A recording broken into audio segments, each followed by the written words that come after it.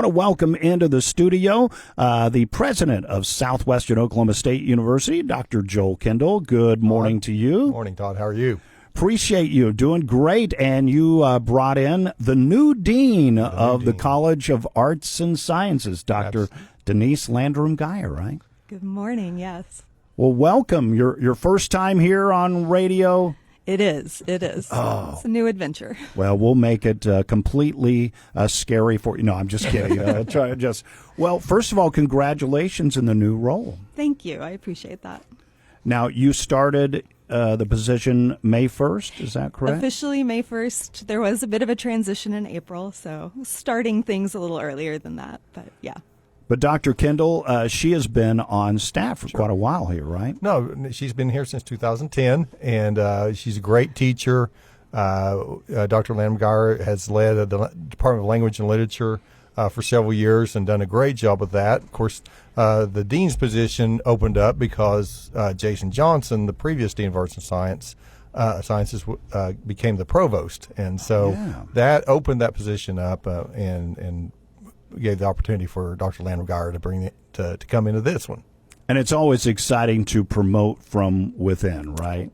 We believe that's always something we look at really closely because we want to support Weatherford and support the area by keeping people here. And so now we don't say that we have to, but obviously when you have stars from within, you want to get them to the next level. Yes.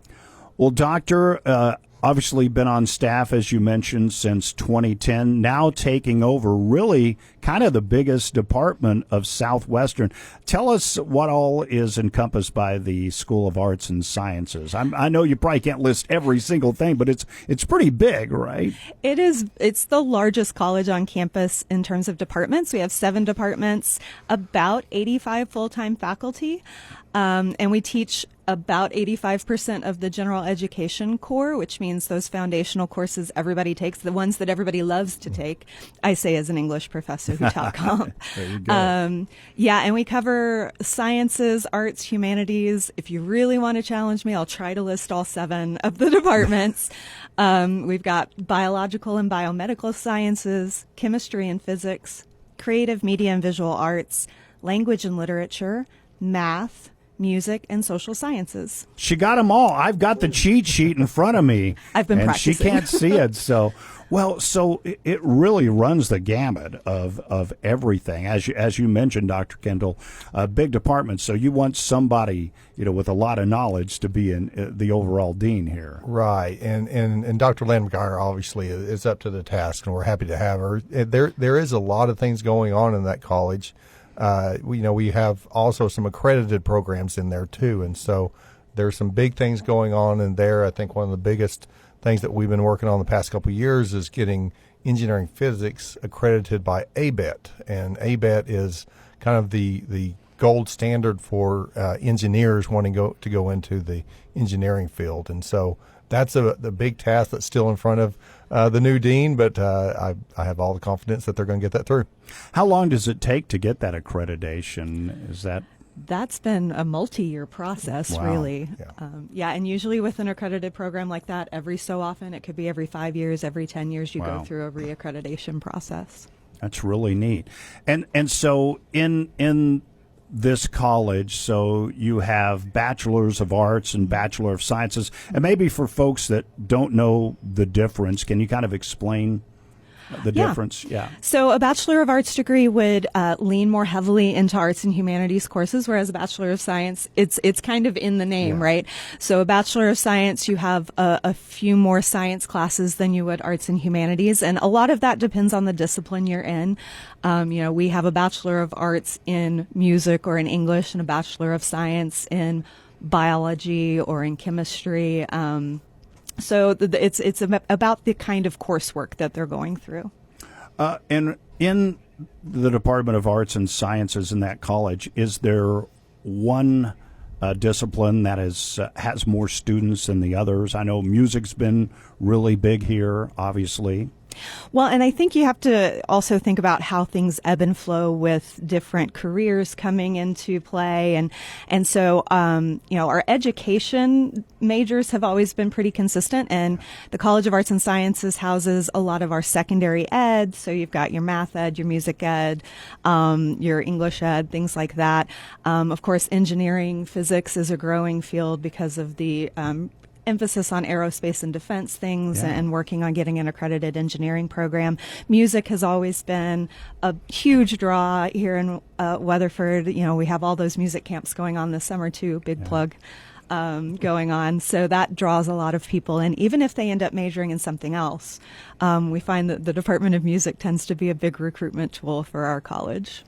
And you have biology and biomedical sciences, but then the pharmacy school is technically separate, Dr. Kendall, Yes. is that? Yeah. So Yes. So we got 4 academic deans on campus. We have Dr. Landon Geyer, Arts and Sciences. We have Ed Klein, Education Behavioral Sciences. We have Trish Wald, Business and Technology. And then Les Ramos is over the College of Pharmacy. And so those are the separations that we have. Now, once again, what a lot of courses that are in arts and sciences, such as organic chemistry and biology, are those feeder courses into all those other majors too. So Makes we work sense. hand in hand quite a bit. All right. Well, an exciting time. It's been quiet on campus for a couple of weeks, but getting ready to be busy again, right? Yeah, we've already got some summer camps started. We have a basketball camp going on today, I believe. Nice. And then we've got the big band camps and other camps going on starting next week. And then, of course, summer school starts next week, too. So those are the big things going on right now. Today and yesterday, we had our governing board on campus. That's the Regional University System of Oklahoma. We have 9 regents from across the state.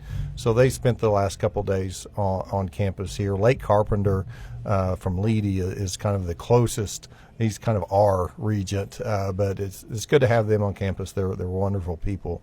So, yeah, and then I think the other big thing coming up is our women's college rodeo team is going to the National Finals Rodeo in a couple of weeks, and I think they got a pretty good shot at maybe placing pretty high or even winning it. Yeah, they've been incredible all year. At one point, they won 5 rodeos in a row, which was awesome. So it's good times. Now, are they still doing? They used to do like a girls' STEM camp on campus. Are they still doing that? I was actually part of that planning committee for several years. So it had started as Tech Trek and then was Sage Steam. Yeah. And we've taken a hiatus for the time being. But several members of that planning committee are helping with another initiative that was an after-school program with several members of the College of Arts and Sciences and other faculty and other colleges. And they are looking at doing a small STEM camp for students going into 7th grade, boys and girls. So, we've kind of seen a bit of a shift in our focus there, but we're still offering different camps like that. All right. Well, camp's always a big thing going on this time of year. Now, you said summer school starting on Monday, and how long is that going to run? That runs to the end of July. Okay. Yep. It's an 8-week session. But there's some 4-week classes in there, too. So if somebody's looking to get, I think we've got some second 4-week classes out there. If somebody's looking to take a class, we can certainly accommodate them. And, of course, summer school, the difference is you go every day, right? It's not a Monday, Wednesday, Tuesday, aren't all the classes usually it's Monday through Thursday or something like that? If it's in person, but we do offer a lot of online options in the summer just because of preferences of students and faculty to be a bit more flexible. And that's really grown, hasn't it? The online, even with regular school, right? It does. We try to make sure that we're meeting student demand without maybe hurting the on-campus feel too, because we love students to be on campus. I mean, at the end of the day, but there is quite a demand for that. Students are, they're working through the summer, but they want to grab a couple of courses, and so we definitely have the courses for them to take. All right, we're talking with Dr. Joel Kendall and Dr. Denise Landrum Geyer from the College of Arts and Sciences. Back with more right after this. First State Bank of Watonga, Todfest Home Design Center, and Cimarron Electric would like to salute the graduating class of 2026 from Watonga High School. Hi, I'm Zena Reina, the valedictorian of Watonga High School. In the fall, I will attend the University of Oklahoma to study political science on the pre-law track. Good luck, class of 2026. Are you tired of the same old political BS? Politicians making promises that they never keep? Well, Rick Cook's different. He's not a politician. He's tough, hardworking businessman and family man who cares about Western Oklahoma. A Trump conservative, Rick Cook will stand for your Christian values and fight to make America great again. Hi, I'm Rick Cook. Help me make Western Oklahoma great again. Paid for by Friends of Rick Cook, 2026. As Speaker of the House, Charles McCall voted for the bill that allows Chinese ownership of Oklahoma land. It's shocking, but true. And as Speaker, Charles McCall let it all happen. It gets worse. Charles McCall's bill also allows illegal immigrants to own land right here in Oklahoma. Our land is who we are. It's part of our identity. Charles McCall didn't care. Today in Oklahoma, we have Chinese investment in marijuana plants. The Chinese have brought crime. We need a governor who will enforce the law, enforce the ban, crack down on illegal immigration, and get tough on China. That's not liberal Charles McCall. In the Republican primary, make your voice heard. Send a message on China, on Chinese gangs, on illegal immigrants owning your land. Vote against Charles McCall. Authorized and paid for by Macy for Governor 2026. When you're making decisions as important as choosing home health or hospice for a loved one, it's important to ask the right questions. Are they locally owned? Are they proven through years of successful business practices? If necessary, can you transition from home health to hospice with the same care given? You can find all this and more at your locally owned Shepherd Home Health and Hospice. They've been serving Clinton and the surrounding area since 2006 with dependable, local, and reliable care. Shepherd Home Health and Hospice of Clinton. Call today.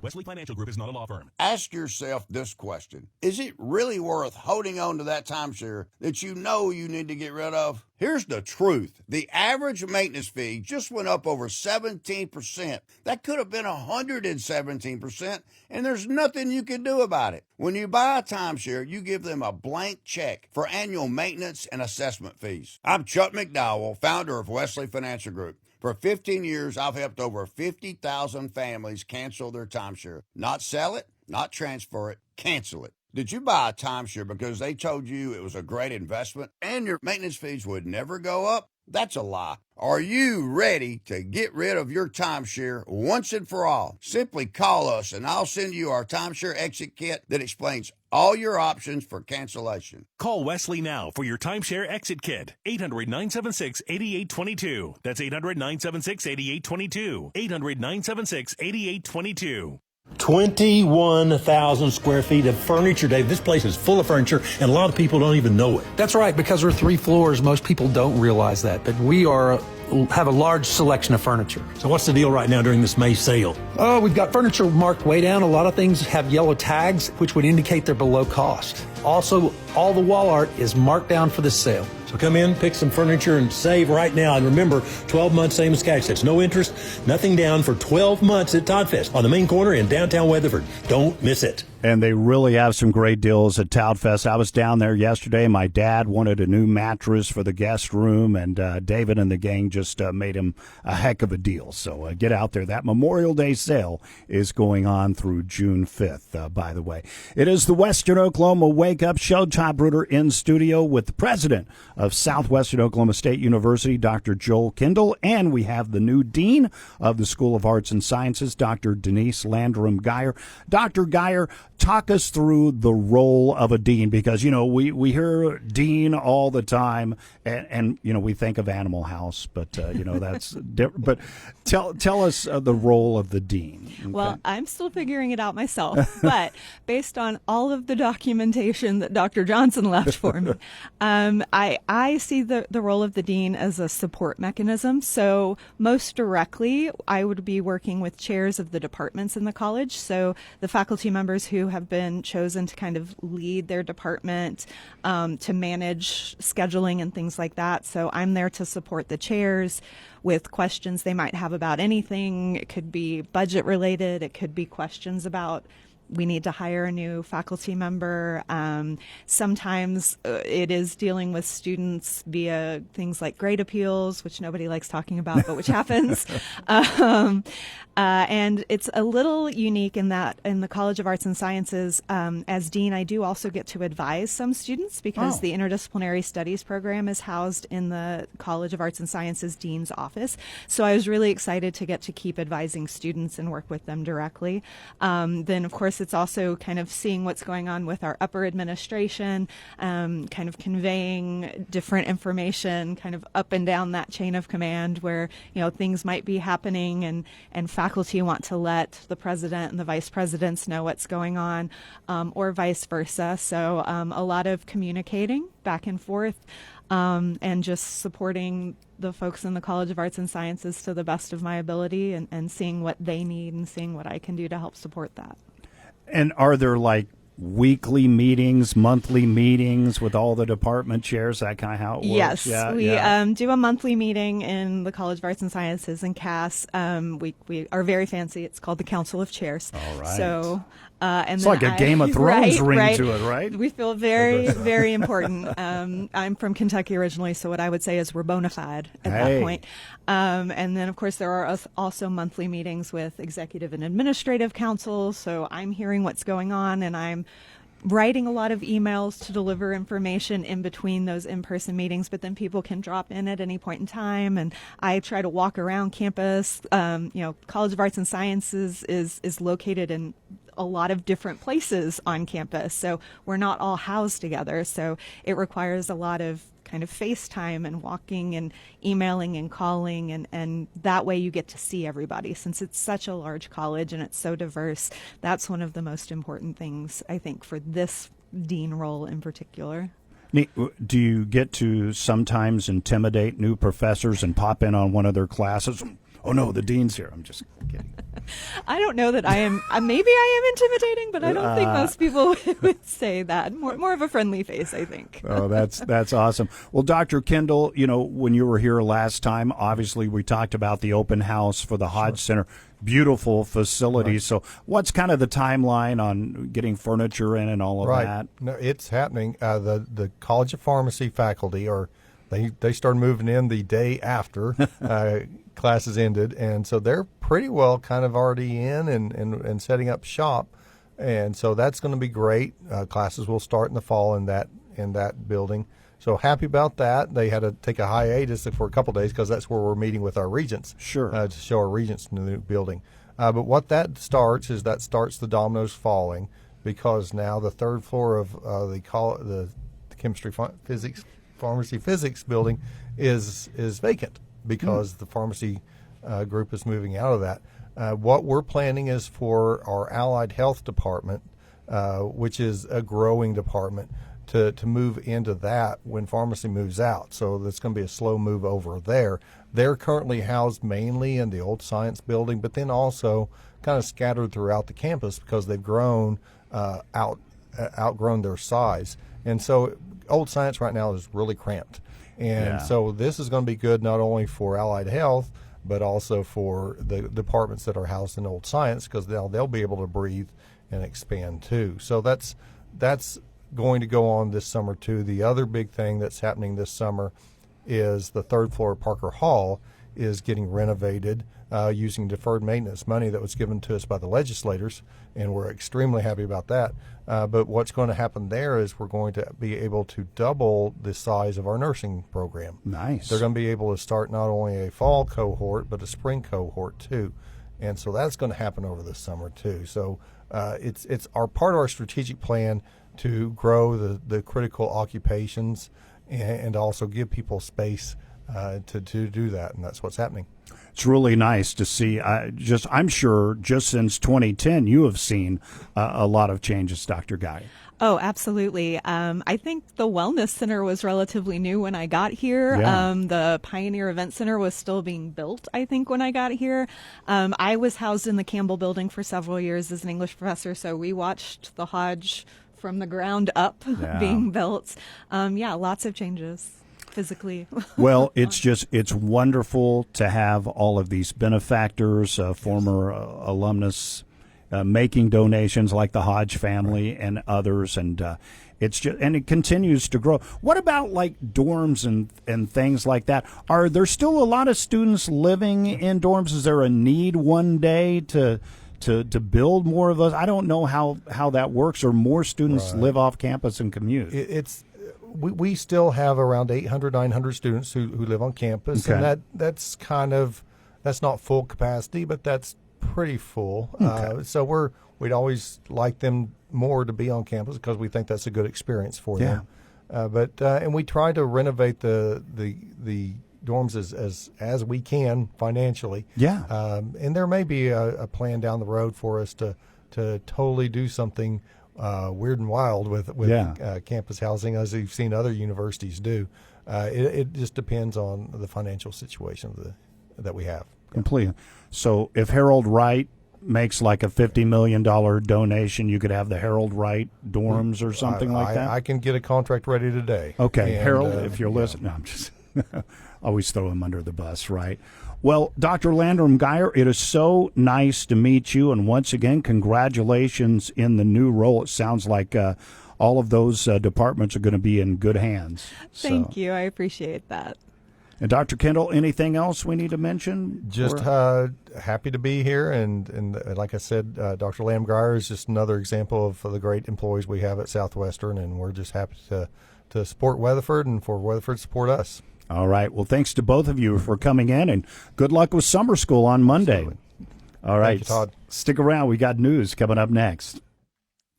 News from the Radio Oklahoma News Network. I'm Ann Roberts. Oklahomans will soon vote on dozens of political races, and the gubernatorial race is receiving a lot of attention. Radio Oklahoma's Ken Johnson has an update. Over the years, people have joked about polls, saying that they're only good to fish with. A new poll shows the Republican gubernatorial race is extremely tight, with just a couple of weeks left.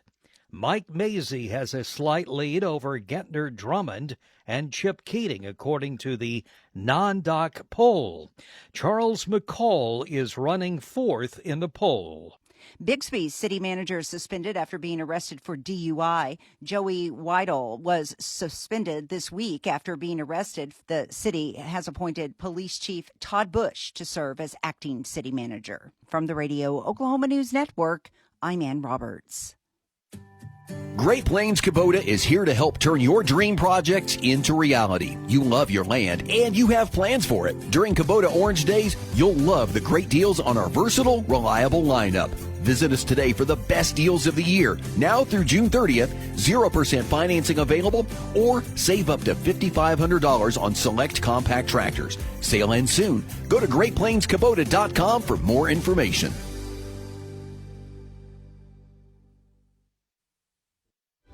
Oklahoma Farm Bureau is proud to be a strong, solid voice for agriculture in Oklahoma. Farm Bureau members work together as advocates for family agriculture and our rural communities. Join us by becoming a Farm Bureau member today. Visit our website at okfarmbureau.org to sign up or to learn more. For nearly 80 years, Oklahoma Farm Bureau members have come together to build a brighter future, and we're going to be here for decades to come. Together, we are rural Oklahoma. Hello, my name is Collier Lutemeyer, and I'm the salutatorian of Thomas Fay Custer High School. In the fall, I will attend Washburn University in order to obtain my occupational therapy assistant degree. My all-time favorite teacher is Coach Jones because she has always been a great mentor and taught me how to push myself in order to be better. Good luck to my fellow 2026 classmates. Best wishes to the 2026 graduates of Thomas Fay Custer High School. From Travel by Haley with Vincent Vacations, Grafton Walraven Attorneys at Law, and D&G Trash Hauling. The Declaration of Deals sales event is happening now at Cummins Chrysler Dodge Jeep Ram in Weatherford. Whether you're looking for power, performance, or everyday reliability, Cummins has the perfect ride ready to roll. And here's savings you don't want to miss. Drive home in a brand new 2026 Ram truck and get a 10-year, 100,000-mile warranty for added peace of mind.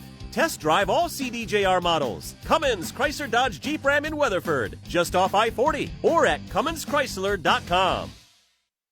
Well, once again, a few people getting some showers this morning, some moderate rain out by the Foss exit on I-40, some showers by Hammond, Arapahoe getting some rain, lighter rain on I-40 out by the Loves, and it's all kind of lifting a little bit to the north, few sprinkles out by Corn. That's about it. John Matthews joining us from the News Center, had to cancel some games last night because of wet fields, from what I understand. That's what I heard. I heard that anyone that was a Thunder fan apparently was able to cancel, but the softball teams at Raider Park did not. We'd apparently. So you guys played, even though literally the fields were next to each other. Thunder fans over there at Kiwanis said, "Oh yeah, can't make it." But the t-ball and softball games happening at the softball fields were underway and did great. And you could hear the grumble in the stands whenever the game one finishes. We start at 6 o'clock. And as soon as shout out Coach Wall, love him, he's an amazing guy. But him and the other coach, you could hear the discussion about, so you want to play 3 extra innings? You know, that we play in softball, we do one game that is part of the standings. Okay. And then the second game is not part of the standings. And that second game usually involves 3 more, a few more innings, 3 more things, and optional, if you will. Well, we're like, we're just not sure about the weather. Thunder. It's thundering out here. Can we not? In Findlay, the same thing happened last, I think it was Thursday? I don't remember what day it was, Thursday or Friday, and Findlay got mad because I left after the first game and went and watched the Thunder game. Listen. I get to watch my daughter play all the time, pretty much every night of the week. It's the NBA Western Conference Finals. And you can't record it? I feel like, you can, but your phone, man. I don't have a no bell to bell that Governor Stitt, he's not controlling my life. He only controls the school districts. Okay. So apparently our school board doesn't do a very good job. So good thing legislation stepped in to do that. But he isn't able to do that with me at the game, and so therefore I get the alerts that tell me that we were up 22-20 when I finally got to get home. And then ended up, up by 20 points, and we were like, yeah, we're going to dominate, and started talking trash to all our friends, and then all of a sudden we were only up by 6. Yeah. So, whoa, wait a minute, never mind. I went to bed, and I thought we had that comfortable lead at 20 points, and I'm like, okay, I'm going to bed. Then I woke up this morning and went, ooh. But it was still... it's still a victory. Yeah, Spurs benched their players with 2 minutes to go. Yeah. It was still... Yeah, there was no doubt. But it did get a little close for comfort. But anytime, we watched this team play. The Spurs are going to score anywhere from 100 to 107 points per game.